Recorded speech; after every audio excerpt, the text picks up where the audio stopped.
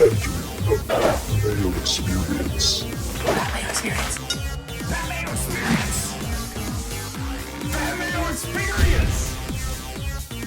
Experience. Welcome to the Pat Mayo Experience, continuing on the trend towards the beginning of fantasy football 2019. If you've missed any of the shows so far, first of all, give your head a shake, pal, or gal. Either one. But if you hit the description of this video or the comment section, you can find the links to all of the fantasy football shows covered so far during the preseason. We got all the positional ranks, the top 200, sleepers, bust. We're already on top of this stuff, and then we'll re-up, so it gives me double the amount of content. It's perfect. But if you want to get into a draw for 20 DK dollars, few ways to do so. One, smash the like button for the episode. Leave your DraftKings handle in the comment section. And now, because Melvin Gordon's demanded a trade, you tell me who you think your number 5 overall running back is for the 2019 fantasy football season for PPR purposes. So you put it in there, boom, you're going to draw 20 DK bucks. Other way to do so, subscribe, rate, and review to the Pat Mayo Experience audio podcast. 5 stars, DraftKings handle, something nice about the show. Boom.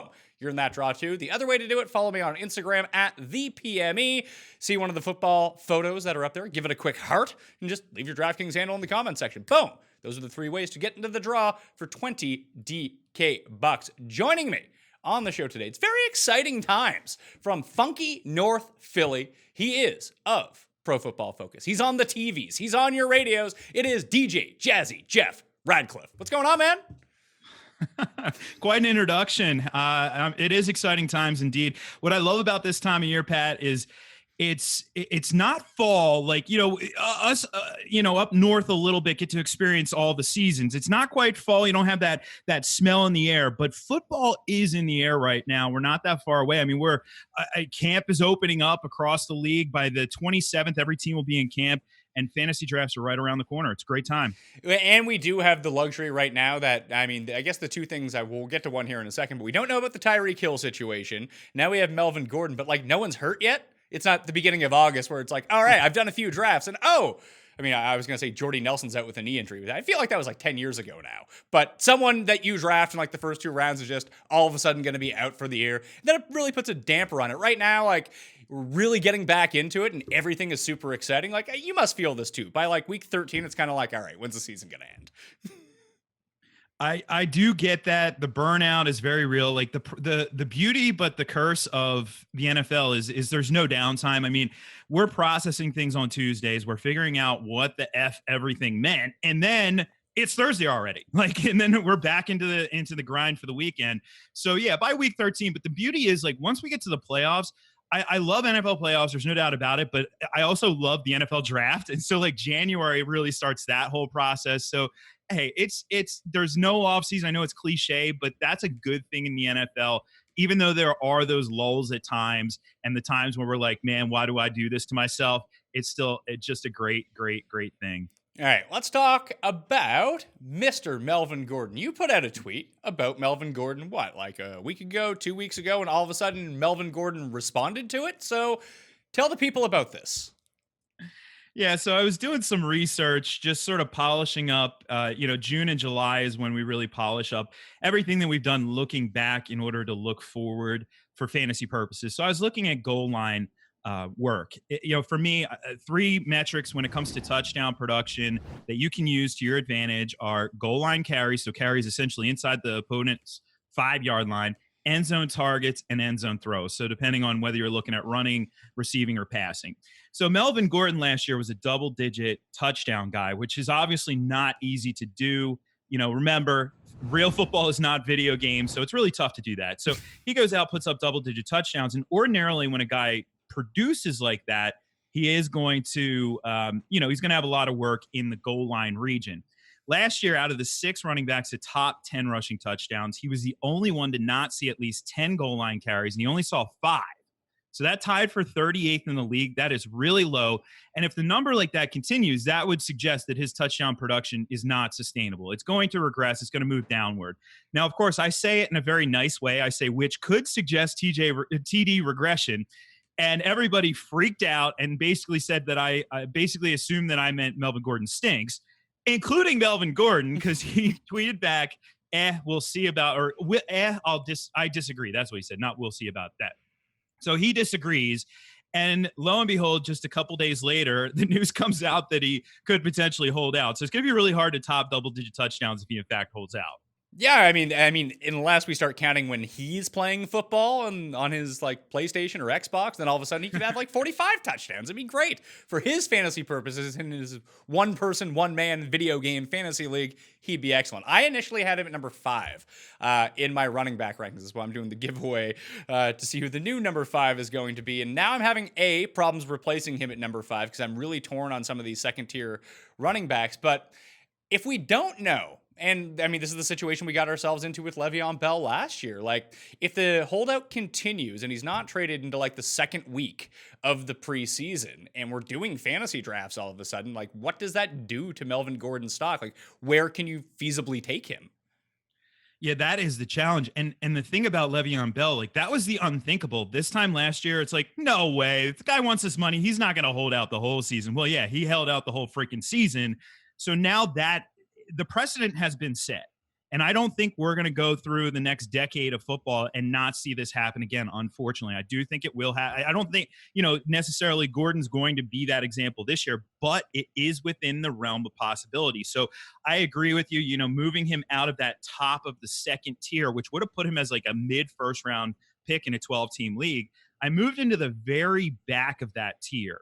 So it's 11 running backs off the board. So he essentially moves to number 11 for me. And that's just an initial reaction on this one without any other information. So that means you're taking him in the second round, very likely, but you have to have a backup plan in place if you have no other information. So last year, you drafted Bell and you didn't draft Connor.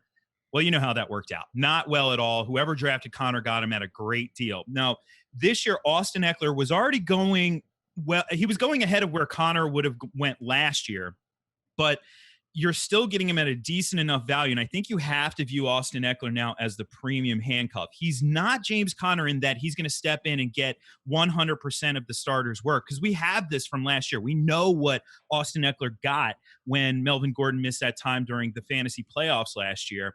And what we ultimately saw is he's the primary pass catching back. Go figure. That's where they like him, obviously.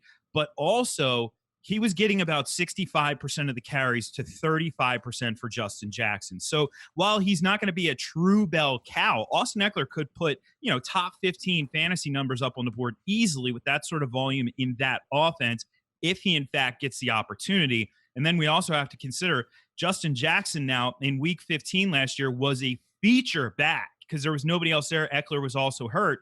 So if Ekeler got hurt, which he's shown he can do, then all of a sudden Justin Jackson becomes a very interesting player. So I think you now look at Jackson, where I wouldn't have said a late round dart on him a week ago or a week and a half ago. I now am saying that. So if we let's just say that we see that Melvin Gordon follows the Le'Veon Bell path, and he's like, you know what? Although this didn't work out for Le'Veon Bell, you know who it's going to work out for? Me. I guess it did work out for Le'Veon Bell. He got a bunch of money, but he did turn down a bunch, and he was on a franchise tag, and I guess that's a bit different if Melvin Gordon's still playing under his rookie contract. He loses the year, though, like if he doesn't play, like in terms of free agency, doesn't he? That you know what? The free agency is a bit of a mystery to me. I think he does, but I don't want to go on record and say 100% here.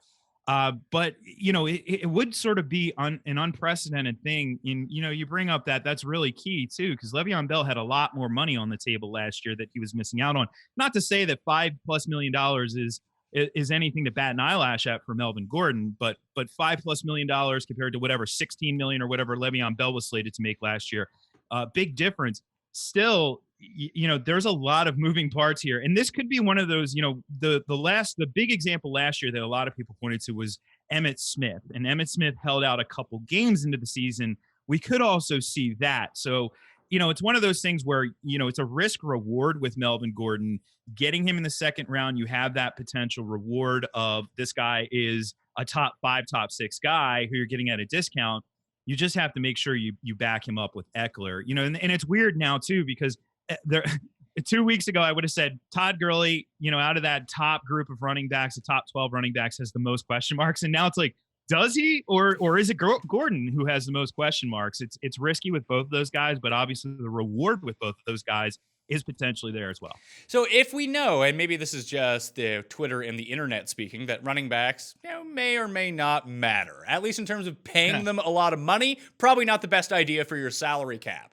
So I'm guessing that like half the teams don't have a Pro Football Focus account, that they're not being like, oh, okay, we can probably just draft 2 undrafted guys to come in and fill this role if the offense is still chugging along. Like, what does Melvin Gordon think the market is for his skills, and how much is he expecting to get paid? Like, obviously his agent is telling him to do this. Like, that seems really bizarre in today's NFL. Maybe the Seahawks are like, Pete Carroll's looking at being like, you know what?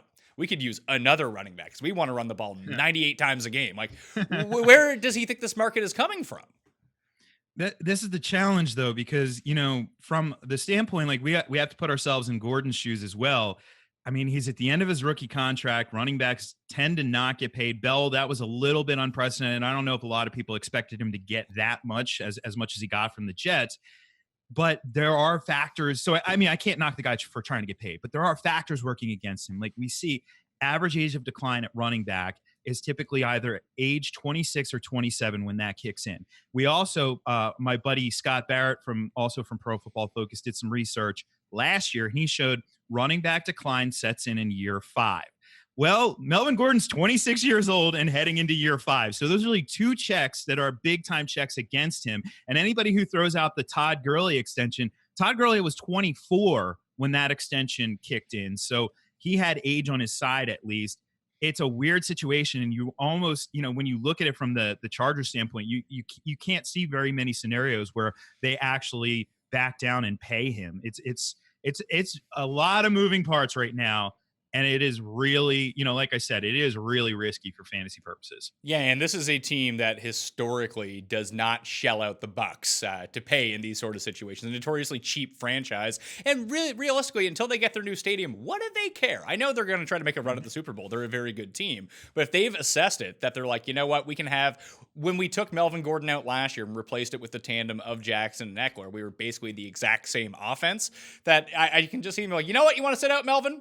Go for it. No problem with us. Or maybe they'll trade him and try to get a pick if someone wants to bite on that. So if we're in a situation, let's say Melvin Gordon gets traded and they don't get a running back in return in that deal, and we're left with Eckler and we're left with Jackson, what do you suppose that does to where we need to draft them for fantasy purposes? Because in my mind, if it's just the 2 of them and there's no hint that, if Melvin Gordon is just gone, I would think that Jackson might be the more valuable fantasy back.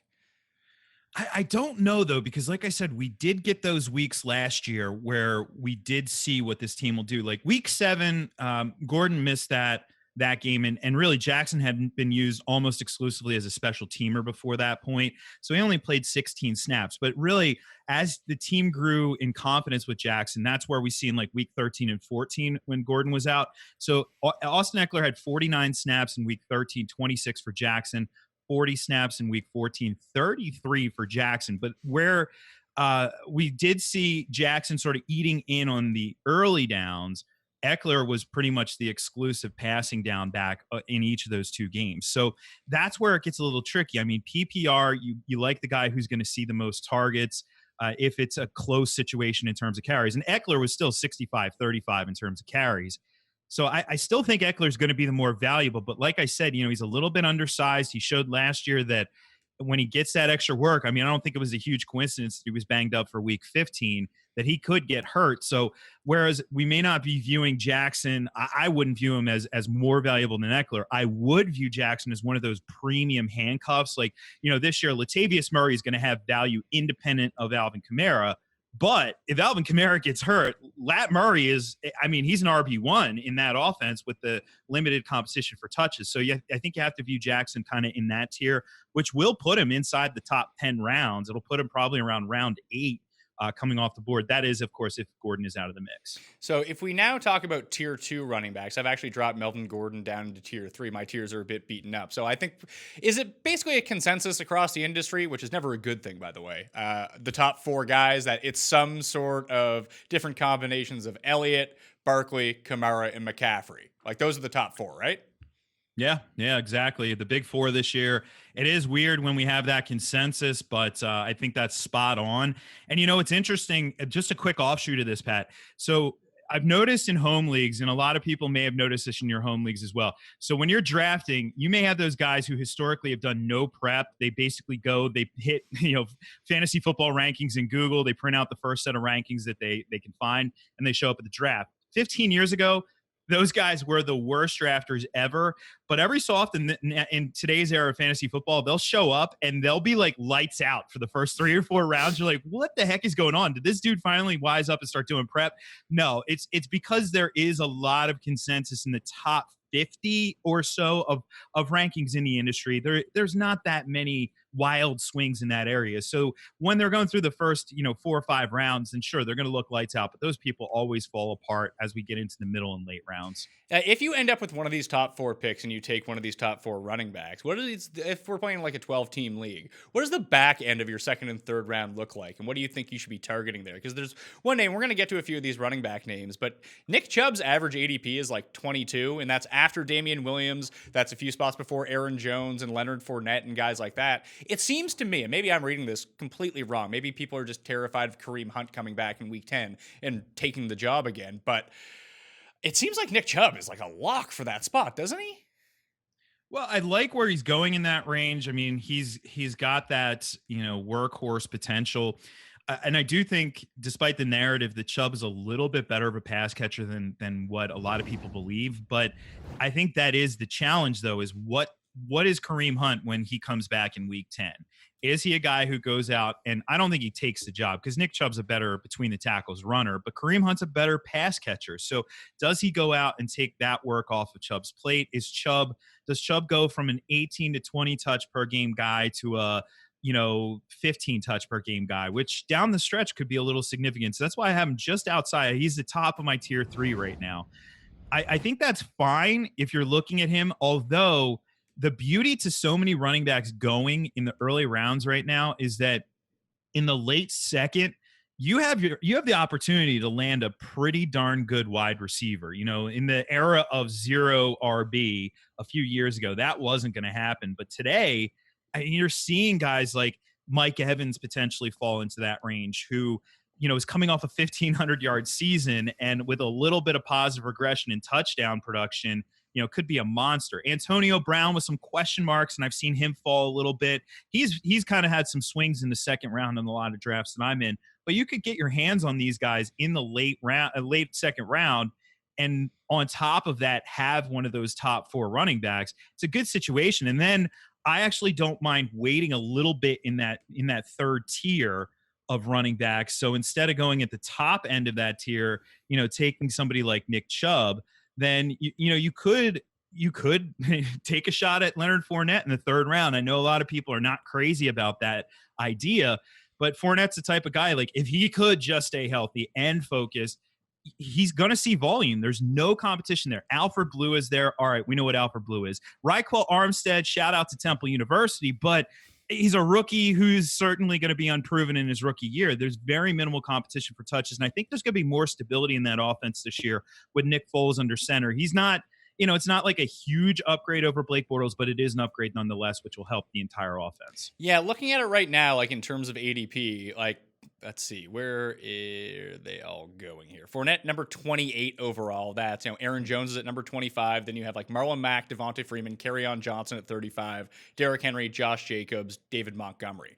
For me, like, I think I'd rather roll the dice on someone like Marlon Mack over Leonard Fournette, because you kind of hit on it. It's not necessarily the injuries that worry me with Leonard Fournette. It's the injuries plus the lack of focus that this guy could fight Nick Foles on the sidelines and get suspended for 2 games by his own team without even being suspended by the league. Like, that part of it worries it with me. And I just look at Mack, that there seems to be enough confusion that if we just knew that he was the every down back in Indianapolis and that Naheem Hines wouldn't be coming in and be basically being Austin Eckler and playing like 35-40% of the snaps or way more if they ever get down trailing in some of these games, that Mack would be going substantially higher than he is. Now, we know that there is downside with him, but I don't really know what his upside is. Like, could it be unlimited?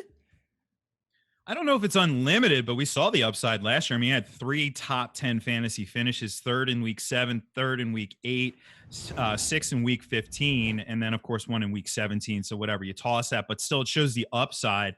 The problem isn't just Nyheim Hines, though. It's Paris Campbell. Like, he's not a running back, but if you look at his average depth of target at Ohio State, he's basically being targeted at the line of scrimmage. Like, it was like a historically low average depth of target. So he's going to get a lot of those short and intermediate targets in this offense as well. Marlon Mack just simply didn't do a lot in that area. Played 12 games, had 17 catches last year. The year before that, 14 games, 21 catches. So he's just not going to contribute there. I think we can at least be clear on that. But in the same right, if he plays a full 16-game slate, could he see 250 carries? Absolutely. And if he sees that sort of work in this potent offense, he has major touchdown upside. I mean, this guy's he scored 9 touchdowns last year on the ground. So he has some big time, double-digit potential.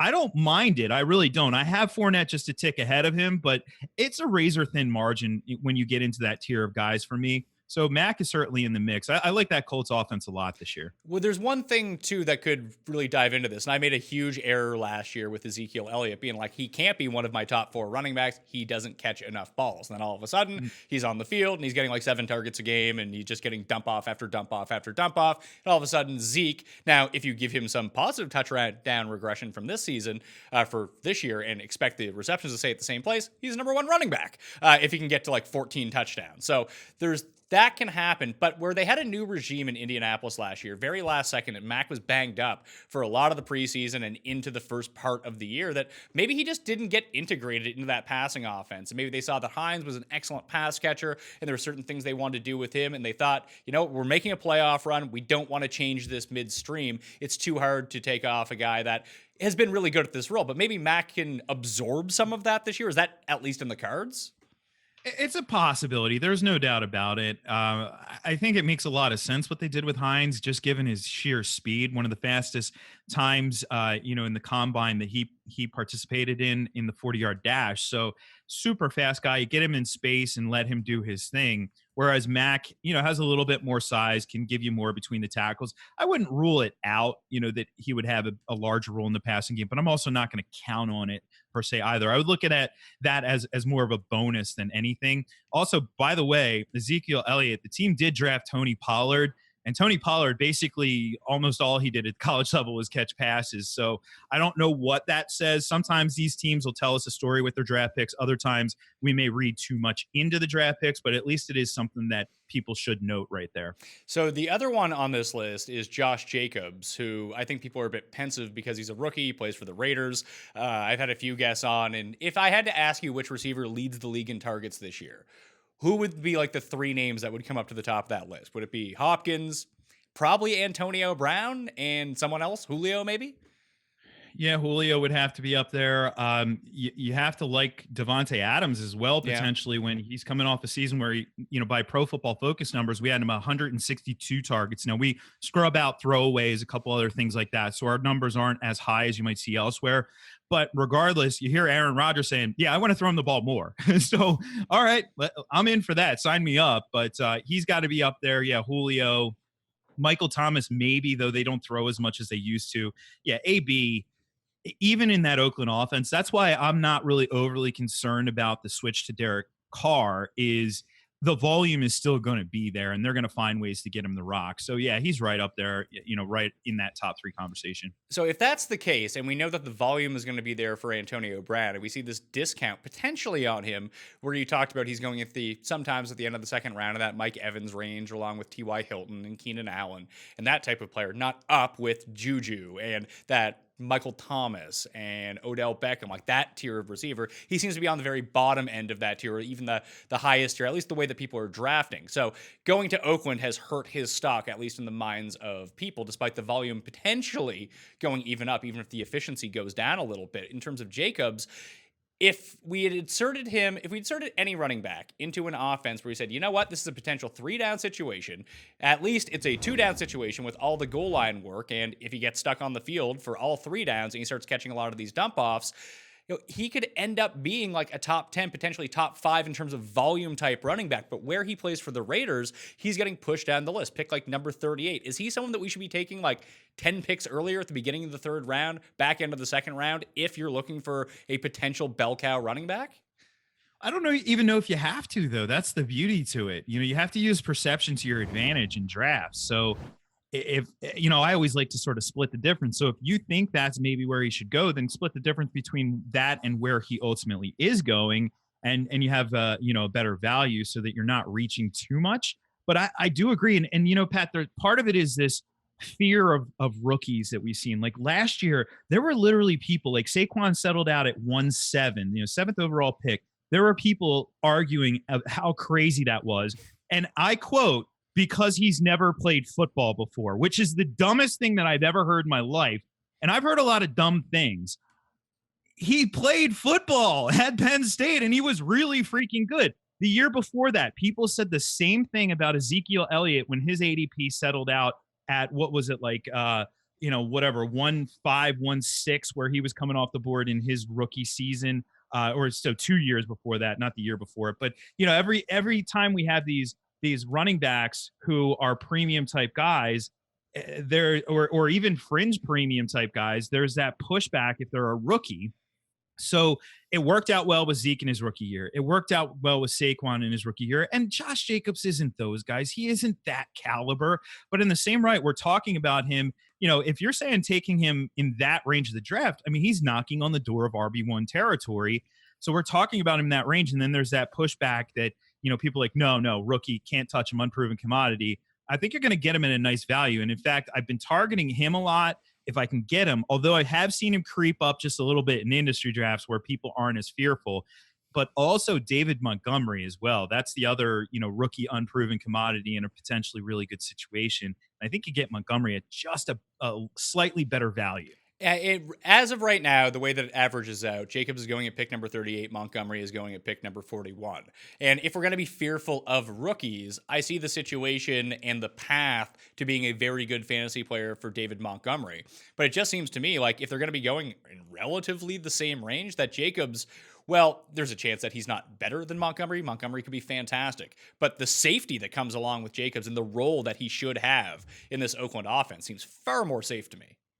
Yeah, I do agree with that. I mean, there's almost no competition for touches. Doug Martin is not going to compete for touches in the run game. And then even Jalen Richard, I mean, I'm not crazy about, he's just a guy type. He's just a guy type. Whereas Josh Jacobs, what he really brings to the table is his ability as a receiver. That was what he flashed more so at Alabama than even his ability as a runner. So I agree with you there. Montgomery obviously has Tariq Cohen on that roster. So Tariq Cohen is going to command the lion's share of the targets out of the backfield. But I do think we're going to see more targets going to Montgomery than we saw to Jordan Howard last year, just because he is better in that area of the game. Well, we saw with last year with Jordan Howard and Tariq Cohen that, I mean, you probably have a better, I think I read this and just from pure observation doing the snap counts every week and trying to analyze it, that between the two, they were up around like 108% of the snaps. So they were playing a lot of two running back sets to begin with. And I would assume that they either, now that they've gone out and traded Howard and got Montgomery and you have someone who can catch passes a little bit better, that they might do that even more now that they have two viable options to throw to on the field.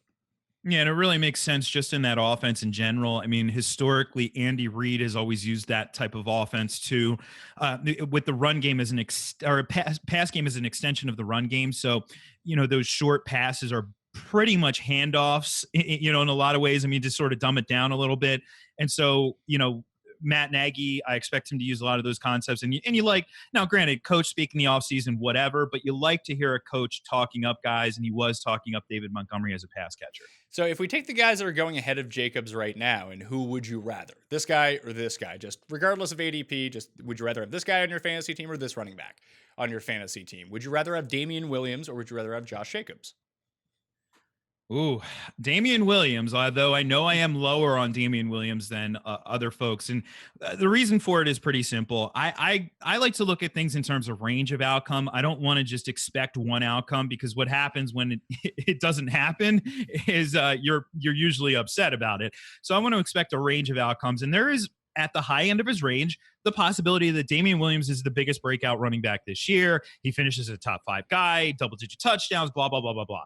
There also is, within that range of outcomes, the possibility that there's a full-blown committee in this backfield. Carlos Hyde gets touches, maybe the young guys, Darwin Thompson, James Williams get touches in the backfield, and Damian Williams ends up being a bit of a disappointment. I think the most likely, though, is somewhere in the middle. So I have him as a front-end RB2. I don't have him as an RB1 like some, but I would prefer him to Josh Jacobs for sure. Yeah, I have him at number 13 in my running back rankings right now. So I'm with you. I have him at the very high end of running back too, right around where I have Josh Jacobs, who I actually have one spot below him. So would you rather have Aaron Jones or Josh Jacobs? Right now, I actually do have, I guess I'm a little bit conservative on Josh Jacobs as well, but I do have Aaron Jones ahead. For me, it's still I would take Jacobs in this spot. I would gamble on the unknown and the potential 3-down work from. I know it's a new regime in Green Bay, and maybe Aaron Jones is just going to be the guy there. But I think we have enough history with Aaron Rodgers to say that maybe it's not. Maybe it's a Mike McCarthy thing. Maybe it's an Aaron Rodgers thing. I'll say it's maybe a mix of both. That they just don't like to give the ball to the running back that much. And when they did, they were bad last year. Yeah, but I just think that part is the Mike McCarthy thing. That offense got really vanilla by the end, and it may be just something about that offense, because the same exact offense with Ben McAdoo in New York got really vanilla like very quickly as well. So I'm not entirely sure there. And let's be clear, it's close between these guys. There's no doubt about it. But it's that alluring appeal of the upside that we have seen out of Aaron Jones. If we can just, if you could give me like 4 to 6 more touches a game of Aaron Jones, I'm in on that one. So it's close, but I do prefer Jones just slightly. Fournette or Jacobs? Fournette for me, yeah. And I know last year he wrecked a lot of fantasy teams, but the potential, if he stays on the field, and clearly he's outside of the RB1s for me as well. But if he stays on the field, I mean, you say Zeke is the favorite to lead the league in carries. If you could tell me Leonard Fournette's going to play 16 games, I would say I'll take the over on 280 carries for him, because they're going to feed him the rock. Do we think that he gets involved in the passing game here? And what are the expectations for the Jags this year? Like, is it inconceivable to think that their defense returns to maybe not the elite level of 2 years ago, but somewhere closer to that than it was last year? And just having Nick Foles as quarterback could just significantly improve this offense? I think it could. Like I said, I'm not necessarily all in on Nick Foles, but I think he's a more capable starting quarterback, as he should. I mean, the dude over each of the last 2 years really bailed out the Eagles down the stretch when Carson Wentz got hurt. So more capable. The defense, obviously, they just keep bringing guys in too. They had another good draft on the defensive side of the ball this year. That helps. And what I like about Fournette, so you mentioned the pass catching. And people don't go on Twitter and say that Ratcliffe loves Fournette. All right, I'm saying I like this aspect of him is TJ Yeldon's not there anymore. TJ Yeldon caught a whole heck of a lot of passes last year, in case you didn't notice. And so who's going to catch those passes? It's not Alfred Blue. They're not going to bring in Alfred Blue for passing down situations.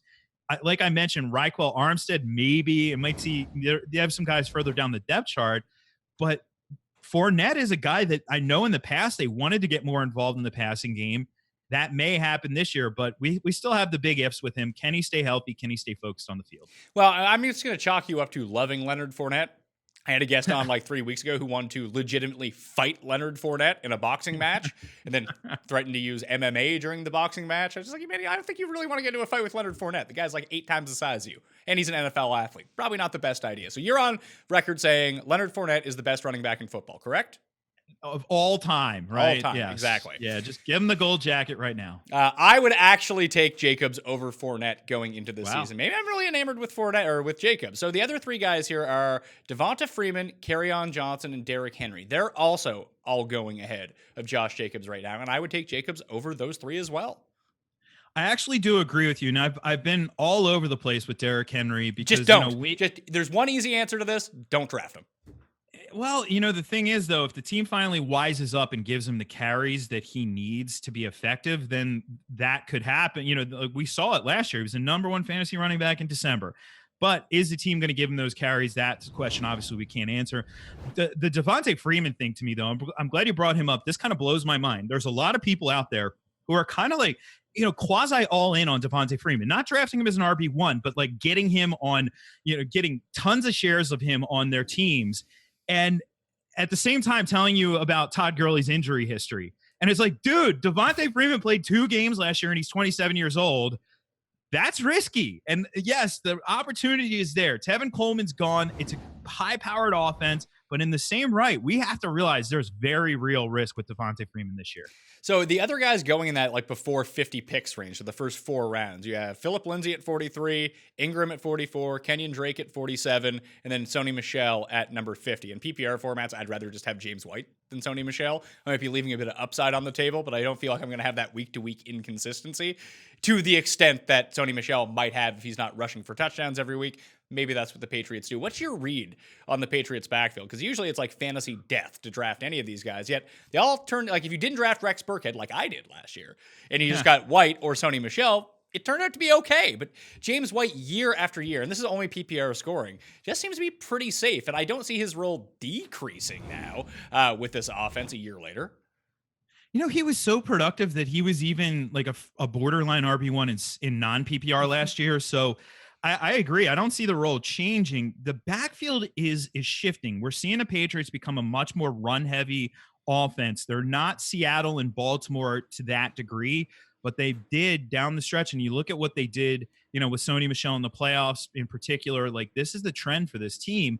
And NFL teams tip their hand a little bit in the draft. And when you draft Damian Harris, you know, where they did, now granted, they also drafted a wide receiver in the first round, but you draft a running back in a somewhat premium spot in today's era of the NFL draft, you're going to run the football. Now, I don't know what that says. Does that mean they're going to run the ball more? Or does that mean that Sony Michel's knee is more screwed up than we realize? Because we'll find out when camp opens up if he's on the field or not. If he isn't, buyer beware. But I think we're shifting more towards run heavy, but it also is going to be that classic Belichick, this guy this week, the other guy next week, and good luck figuring out which guy it is for fantasy purposes. So the other guys that I mentioned there, like Philip Lindsay at 43, like, are we convinced that he's going to be the guy again in Denver? Or do you just take the chance and draft Royce Freeman like the 12th round? I don't know. I've seen Royce go a lot earlier than that, but if he's around, it looks like his current ADP is like late eighth round. So I don't mind Royce Freeman there. I know that a lot of people though in home leagues are going to do the old not drafting him again because he got pumped up all the way to the 3rd round last year, which talk about your all-time backfires. Philip Lindsay, huge surprise. But when you look at the touch distribution between those guys, it wasn't like Lindsay was the bell cow by any means. I mean, Royce Freeman had 130 rushing attempts last year. It was just really where they were being used. Freeman was used primarily in early down situations, so he's facing a lot of base defense. Lindsay was used in a lot of passing down situations, so when he ran, he was going up against sub-package defense more often. That extra defensive back or two on the field gives the running back an advantage. It's Todd Gurley, Jeff Fisher, he was running against base defense. Todd Gurley, Sean McVay, he's running almost exclusively against sub-package defense over the last 2 years, and we saw the difference there. Same player, different situation. But Lindsay, I mean, I know some people are a little concerned about the wrist. I wouldn't be. It's a wrist. There's no sign that it's going to be it's not a soft tissue when I say it's a wrist, but there's no sign it's going to be an impact for camp here. So I don't like this tier. Like when you say these guys, and we're talking like late 4th round running backs. I don't want to draft Philip Lindsay in that range. I don't want to draft Mark Ingram because there's limited upside, Sony Michel volatility, and Kenyon Drake, no thank you.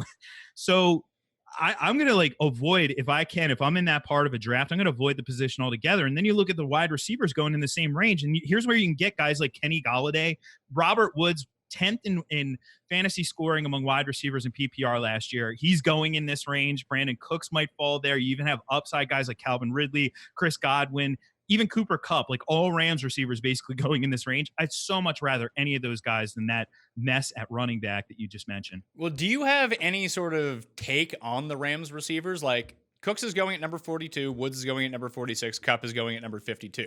So if you end up with one of them and you had the ideal situation of having the one that you wanted, I would say that most people just say, I'll take whatever one goes last and kind of roll the dice because maybe they're all a bit equal. Or do you really have a preference on this? I do actually have a preference, although I have grabbed Cooper Kupp a bunch recently in drafts because he fell a little bit too far. But if they're all going where ADP says they're going, it's so tight. I mean, you're talking within the range of 10 picks of each other. So it's so tight. If that's the case, my preference is Robert Woods. And the reason for it is pretty simple. Woods, his ceiling isn't as high as Cook's, but it is, his floor is higher, and then his floor isn't as high as Kupp's, but his ceiling's higher. So you have that like nice combination of right in between, coming off of last year as well, where he, has this career year. He's really just a great fit in that offense. I would take him, but really, I want to get a piece of it because I do think that the Rams passing game is going to be just as potent this year as it was last year. At least early on last year, it was. So more of those like backfield confusion things. We talk about this tier where we don't necessarily want to take those running backs at Ingram. I mean, I'm never taking Ingram, but that's me. Kenyon Drake, those type of guys. Chris Carson is the next running back coming off the board. Is this his job over Penny's, or is this going to be a split? Or are they just going to say, screw you, Chris Carson? Or do they run the ball 90% of the time and both of them can be viable? I think that's probably the more likely outcome. I mean, this team ran the heck out of the ball last year. Chris Carson, 247 carries last year. He had 9 rushing scores. He was used so heavily in the red zone. This team, it kind of blew me away because Carson used heavily in the red zone. Yet Russell Wilson also second in the league in end zone throws with his minimal passing attempts. It's just there was touchdowns to be had, and I think we're going to see similar things this year. Carson, for me, is the guy. Now, Penny on paper, I think when you look at a pure talent standpoint, athletically, Penny is the superior player. Carson is the better football player right now, though. There were a lot of times last year where Penny would get in, he'd make these spectacular plays, and then when you go back and look at it on tape, you run it back, you're like, oh, wait. He reversed the field entirely and did not run the play that was called. And yeah, you might be able to get away with that at the college level and occasionally at the NFL level, but eventually that's not going to work. And it is a very good way to not endear yourself to a coaching staff.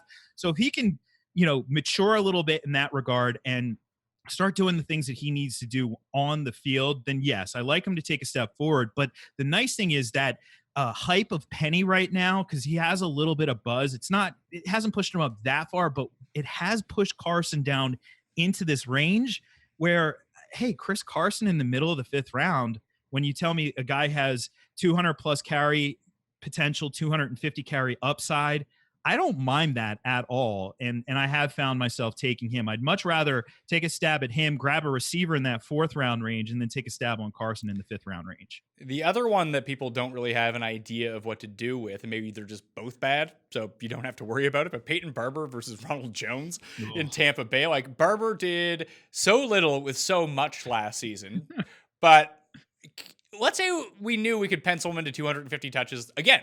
Would you take him now, especially where he's going? Because I think I would. I don't know. I mean, it's almost unthinkable that he was 9th in the league in carries and he finished 31st in PPR scoring. Like, that is so hard to do. It's not even funny. And he had lots of opportunity in the red zone as well, and only 5 rushing touchdowns. The efficiency wasn't there at 3.7 per. The way I've been looking at it is he is the ultimate just a guy. I don't think that fantasy championships are won with just a guy types. So I'd almost rather take the unknown. I mean, I don't think we know anything about Jones yet. He showed us nothing last year, but it was only 23 rushing attempts.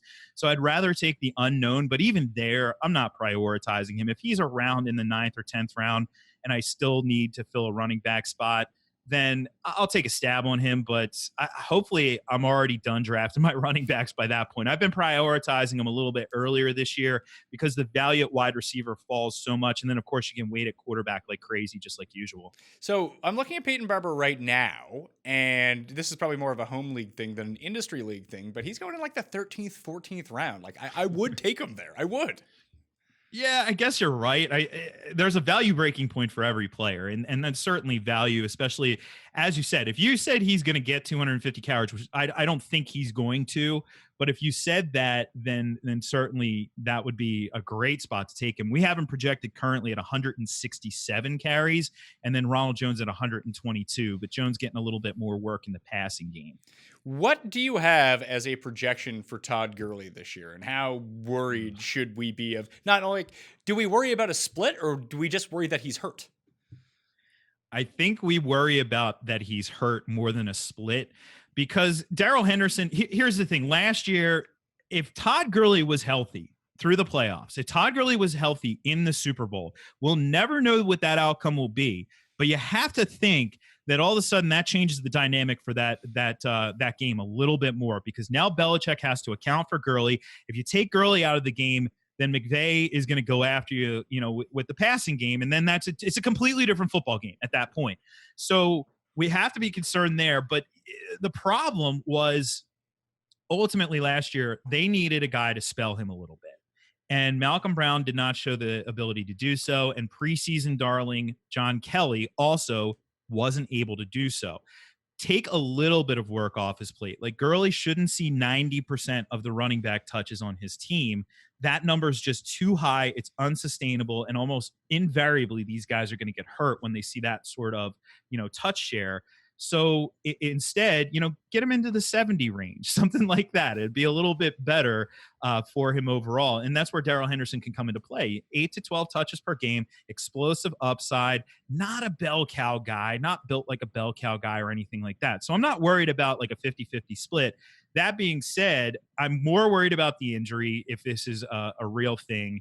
I do think we see his touches go down, though. I have him at 199 attempts, which with that, it's going to be tough for Gurley, even very efficient as he can be, to top 1,000 rushing yards. And then 45 catches. He had 59 last year. So we're taking, some volume certainly off the table for Todd Gurley. That being said, though, he could still be an RB1 in terms of productivity, even with that sort of volume, just given how efficient he has been, especially from a touchdown production standpoint. I still think even with that, he could top double-digit touchdowns, provided the knee's good. Yeah, 64 attempts inside the 20, 36 inside the 10, and 18 inside the 5 last season. So even if you take away some of this work, from their own 30-yard line, I wouldn't be too worried about that, as long as the touchdowns can remain somewhat even. I mean, 21's tough to get to, but let's say you can get to 16, something like that, then he almost will most definitely be a running back one, right? Yeah. We actually have him at 17, so 14 on the ground and 3 as a receiver, which both numbers would be down from last year, but still really good numbers overall. So I guess the other one to think about here, so I'm trying to figure out where to draft Gurley. I've basically been asking anyone this. I'm waiting for someone to talk me into what I want to do. And I know it's a bad idea, but how high should I take Travis Kelce? That is a great question. It's a topic that I've talked about a bunch recently. Is 5th too high? 5th is too high, right? It is too high, but I've also mentioned 5th is the spot that I hate, because top 4, cool. Take one of the big 4, you're good. 5th, if you take a wide receiver in that spot, which I think the 2 safest picks on the board, not including Travis Kelce here, are Hopkins and Adams for me, just because of the ceiling floor combination. So if you took a wide receiver there, there's a good chance that you come around in the 2nd round and all the rest of the top 11 running backs are off the board, or top 10 if Melvin Gordon situation plays out as we might think. So now you have to take a wide receiver again. Now all of a sudden, our first running back is a lot further down the board because the position dries up. So if you're not a super skilled drafter, and you get yourself into a 0 RB situation, a lot of folks learned a couple years ago that can be really challenging. So the 5th spot is so tricky because the running back, so many questions, the roster construction issues if you go wide receiver. I think it's too early for Travis Kelce, but you asked me this question 2 months ago, and I would say it's crazy to take a tight end in round 1. And now I think honestly the ultimate spot for him is either pick 10 or pick 11. Yeah, I do think it's a first round pick. I don't want to go any higher than that, but I think that's a great spot to take him. I'm just trying to gauge what his relative value is just because of the position versus the other ones. I could see Kittle taking a step backwards. It felt like that is the best season George Kittle might ever have. Could be wrong, but just kind of feels that way. And with Zach Ertz, with Carson Wentz coming back full time, what if Carson Wentz gets hurt again and now Nick Foles isn't there to come in? Now, who is the backup right now in Philadelphia? Well, I mean, the team has kind of been a little bit all over the place, but Nate Sudfeld is currently slotted in as that guy. They did have briefly from the AAF Zach Sanchez on the team, but they brought in Clayton Thorson, the rookie, as well. So it's between Sudfeld and Thorson, and obviously I don't think the young kid out of Northwestern is going to beat out Sudfeld at this point. So yeah, that's a downgrade on Nick Foles for sure. So if that ends up being the situation, I'm not saying that it is. That could be a downgrade for Ertz, and maybe Tariq Hill gets suspended for 10 games, and I don't think that's going to be that long, but maybe that just severely impacts Travis Kelce, and he's not as good for whatever reason. I would think that even though the efficiency might go down a bit, the volume would go up if Hill was going to be out for any substantial period of time. And I think it really creates a gap. Like, you have Mahomes on tier 1 by himself at quarterback. I think Kelce's by himself on tier 1 at tight end too, and just having that guy, if you were to put him into the wide receiver pool and he'd be a top 10 wide receiver, I would start to consider him after Hopkins and Adams. Like, I have Michael Thomas as my number 3. Do I like Thomas more? Yeah, I do, but is it worth it with the wide receiver versus tight end slot? That's the part that I'm trying to wrap my mind around. Well, we know too that just to get any consistency out of tight end is just extraordinarily challenging in today's football. Like, most tight ends, you are praying for a touchdown. Like, you know, they're going to get 3 for 30, and it's whether or not they get in the end zone with that 3 for 30, whether you're going to have a good fantasy week or a bad fantasy week. Not with Kelce. I mean, this is a guy last year, tops 100 catches. I think he could do it easily again this year. We have him projected for 103 and another 1,300-yard season. 10 touchdowns is a ton for any player. So, you know, maybe it's 9. You know, it's still amazing. I find it hard to disagree with you. I think that's a good way to view it. You have him right after that top 2 wide receivers. He's right in the mix. Now, I have Julio at 3, but Thomas at 4, and it's splitting hairs, honestly, for me. But he's right in the mix with those guys. And in terms of value of a replacement at the position, like, when you consider who are you replacing, who are you getting off of waivers this year? Because you have, like, some of these guys, like the old heads, like Jimmy Graham, Greg Olsen, like, are they going to get drafted? Aren't they going to get drafted? They'll probably be on waivers at some point during your season. Do you really feel confident with those guys? Do you feel confident with the rookies like Noah Fant and TJ Hawkinson? Not really. Do you feel confident with somebody like Mark Andrews, who may or may not be on waivers, has upside, but it's also Lamar Jackson? I mean, the position is just absolutely brutal when it comes to the waiver wire each week. So just to have that stability, it's what has really pushed him up the board for me. You hit on zero RB a little bit and how it hasn't worked in the past few years. Is that because there was a shift towards zero RB? Because it felt like zero RB was so successful initially, is because everyone was in the mindset, hey, we need to get a bell cow running back in the first round and possibly even in the second round. Like, that's how fantasy drafts went forever until zero RB started working. Then everyone did zero RB. So therefore, taking the running backs was actually the move. Now that everyone is going back to taking the running backs early, is zero RB a more viable play this year than it's been in the previous 2 years? The challenge is, and I agree, when everybody's doing something, it's no longer a strategy, it's status quo. And a lot of people, I think, went into it not fully understanding the mechanics of zero RB, like how you need, where and when you need to attack running back. Now, last year, I talked about a modified zero RB where you would actually take a running back in the first round and then just hammer wide receiver straight on through and tight end for the next 4 rounds, then go back and absolutely hammer running back. I think that's still a viable strategy if you are confident in your drafting skills in the mid rounds at running back, which is challenging. And that's the other point here, why I don't know how viable this is for a lot of folks in today's football, is that, you know, so many running back committee situations exist that we no longer even say, like, Pat, remember when people used to say the dreaded running back by committee? Like, we don't even say that anymore because it's just normal. It's not dreaded. That creates a lot more challenges, though, in those middle rounds. Like, you're not going to find an Arian Foster in his breakout year in the middle rounds anymore, like a bell cow in the middle rounds. It's just so rare. So I don't know how viable it is this year. If you're not a super skilled drafter, I think it might just be better to follow the crowd, set yourself at running back, set yourself up at running back, and then get that value at wide receiver in the, you know, 3rd, 4th, 5th, 6th, 7th rounds. All right, final thing. Julian Edelman is going somewhere in like the 3rd round. And here are 4 receivers going ahead of him currently in PPR formats: AJ Green, Stefan Diggs, Adam Thielen, and Amari Cooper. Could you be talked into that Julian Edelman is a better PPR player than those 4? I don't know if I could. Okay. I like him where he's going. I don't have a huge issue with him being right with those guys. But when I look at it from a ceiling floor perspective, there's, you know, higher ceilings with, well, essentially all of those guys for me. And then the big concern that I have about Edelman, if there's any knock, and right now Edelman is my number 15 player in PPR at wide receiver, it's that he's 33 years old this year, which is getting up there for a wide receiver, no doubt about it, coming off a really impressive season. But sometimes with these guys, it happens quickly. Like at the beginning of the show, you mentioned Jordy Nelson. Like how quick did that happen when Jordy Nelson, he went from an elite PPR guy to, oh my God, I can't even start Jordy Nelson. Like that happened within the span of a season and a half. And a lot of people had said, oh, well, it was Brett Hundley. Devontae Adams had double-digit touchdowns that season. So I don't know how much of it was Hundley and how much of it was Nelson already on the decline. So that's the one thing. I'm not saying Edelman's going to decline this year, but I think it's fair where he's going. I don't want to overvalue him. I also don't want to undervalue him. Okay, what's a better pick then? Amari Cooper at pick 29 or Julian Edelman at pick 42? Because I think I would lean Edelman there. Yeah.